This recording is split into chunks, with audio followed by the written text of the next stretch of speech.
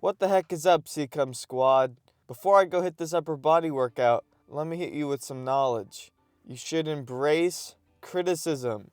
Case example, I posted on Instagram. One of the top liked comments was talking about how I needed to fix my hand positioning on my side tricep pose. My gut reaction was to be like, F you. No, I'm doing it right. But I realized, maybe I do have it messed up. And you know what?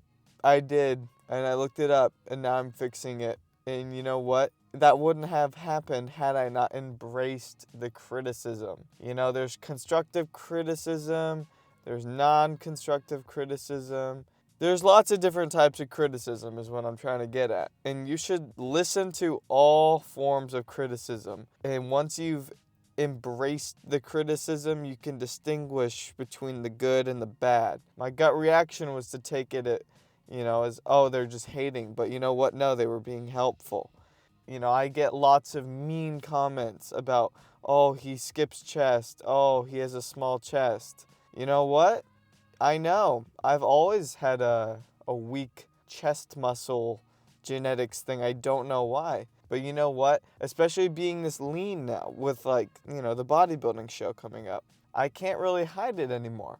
Once the body fat gets to a certain level and especially with the muscles being depleted and stuff now, from cutting, it's not looking too good.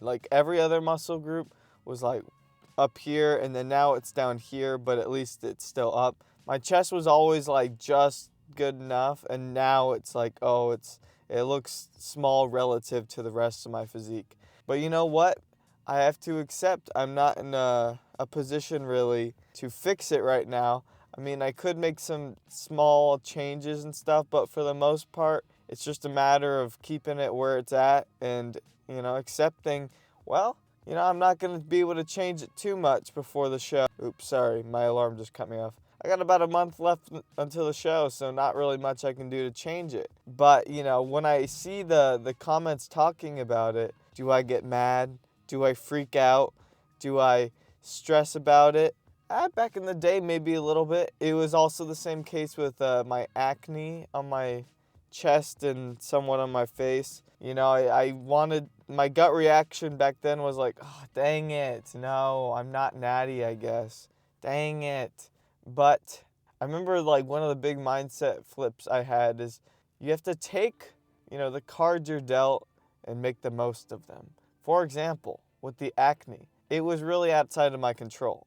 I could have fixed it, I guess, but for the most part, it was very hormonal and, you can't really prevent it too much.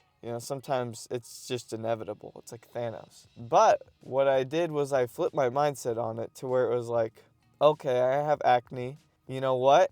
People are going to comment about it, and therefore my videos are going to perform better because more people are commenting on my videos. Isn't that crazy? Who would have thought that the acne, I flipped it on its head and I was you know what? You think this is a bad thing? No, because now I get hundreds of comments talking about my acne and accusing me of not being natty. But little do they know they're actually helping me out because I am natty and I get the extra engagement. So that's kind of my whole thing with criticism. Embrace criticism because who knows? Sometimes the greatest art and the most creative things don't necessarily stem from, having everything you need or having everything in place. Sometimes working with limits can actually provoke the greatest work.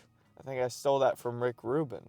But, basically, if you have something like a weak point or you have something that's being worth criticized for, look at it and decide whether you can fix it or not. And if you can't, and it's outside of your control, flip it on its head and see if you can potentially use it to your advantage.